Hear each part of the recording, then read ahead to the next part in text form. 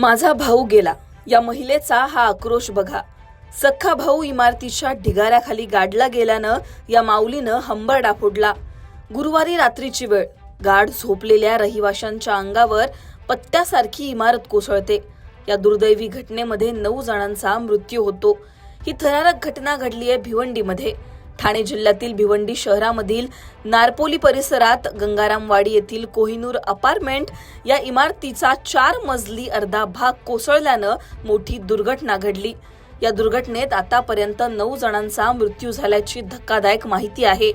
प्राथमिक माहितीनुसार घटना गुरुवारी रात्री 12च्या सुमारास घडली. इमारत कोसळली तेव्हा 11 जण तिथं असल्याची माहिती आहे. आतापर्यंत 9 जणांचा मृत्यू झाला असून काही जण गंभीर आहेत. ढिगाऱ्याखाली अडकलेल्यांचा आकडा वाढण्याची भीती आहे.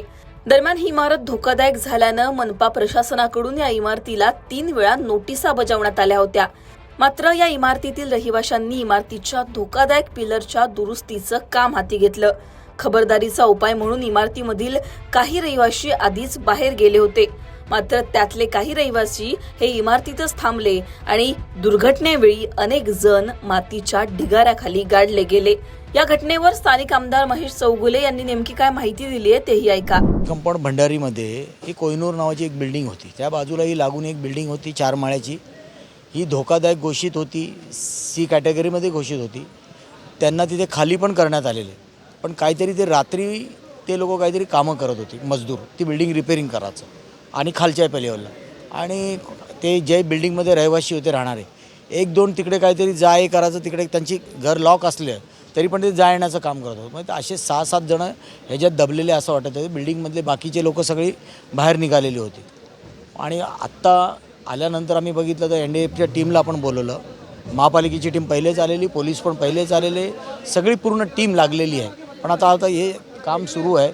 अंदाजे आता थोडंसं 5-10 मिनिटात माहिती पडेल काय झालं आहे, परिस्थिती आपल्याला कळेल. ही इमारत जी आहे सांगितली जाते की अवघ्या 20 वर्षापेक्षा कमी वयाची इमारत आहे आणि अशा परिस्थितीत दुर्घटना घडली. काय वाटतं? आता आपण त्याच्यात सांगता येणार नाही, मी ह्याच्यात आहे. पण ती परिस्थिती बिल्डिंगची मी बघितली तर ती असं वाटत नाही 20 वर्षाची बिल्डिंग आहे, असं वाटतं 30-40. कारण का मी आतमधले गंजलेले फोटो बघितले, पूर्ण गेलेली होती. आणि ती म्हणून महापालिकेने त्याला C कॅटेगरीमध्ये दाखल केलेली, म्हणजे अति धोकादायक म्हणून. तर आता ती बदली. आता त्याच्यात काय आपण नंतर ते काय होईल ते आपण नंतर बघू. फक्त आत्ता जेवढे लोक आपल्याला काढता येतील तेवढा प्रयत्न आपण सगळे मिळून करू. दरम्यान या थरारक घटनेतून कसाबसा आपला जीव वाचवणारी कोमल नेमकी काय म्हणाली तेही ऐका. तो ये घटना जो हुआ है, मतलब जो वहाँ पे काम जो चल रहा था, जो काम करने वाले वर्कर्स थे वो गलत तरीके से काम किए, इसकी वजह से वो हादसा हुआ. नहीं तो वो हादसा नहीं होता. और मतलब वो ना, मतलब जो काम वर्कर्स कर रहे थे वहाँ से गिरने लग गया वो.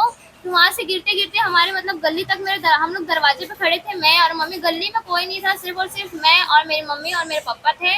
हम 3 ही जान थे. फिर वो धीरे धीरे मतलब पार्किंग से हमारे गली तक आने लग गया. वो गिर के वो पूरा पार्किंग मतलब वो ऊपर से नीचे तक पूरा पार्किंग का गिर चुका. फिर वहाँ से पानी बीनी मट्टी विट्टी सब आने लग गया. फिर हम लोग धीरे धीरे करके बाहर निकलने लग गए. तो मेरी मम्मी और मेरे पापा बाहर निकले और मैं उसमें फंस चुकी थी, मैं उसमें पूरी दब चुकी थी. फिर भी मैंने कोशिश किया. वहाँ की पूरी पानी, वहाँ की पूरी मट्टी मुझको पूरे दबा चुकी थी. मैंने मतलब वहाँ पे मतलब खो चुकी थी एक तरह से. फिर मैंने कोशिश नहीं हारा. फिर भी वहाँ से मैंने निकलने की पूरी तरह से कोशिश की. मैं अपनी मम्मी अपने पापा को दोनों का आवाज़ लगाई तो भी मम्मी पापा तक आवाज़ बिल्कुल भी नहीं गई. मम्मी पापा भी मुझे आवाज़ लगा रहे थे तो भी मम्मी पापा का भी आवाज़ नहीं आ रहा था, ना मेरा आवाज़ आ रहा था. फिर भी मैंने कोशिश नहीं हारा. वहाँ से मैंने बहुत कोशिश की, बहुत जी जान लगाई. जहाँ से मैं बाहर निकली बट वहाँ पूरी तरीके से फंस चुकी थी. और मतलब ये वर्कर्स जो थे ये काम सही तरीके से नहीं किए. नहीं, आज वो सही तरीके से किया होता तो आज ये हादसा नहीं होता. आपको कहीं लगा है क्या? क्या बताइए, कहीं लगा आपको?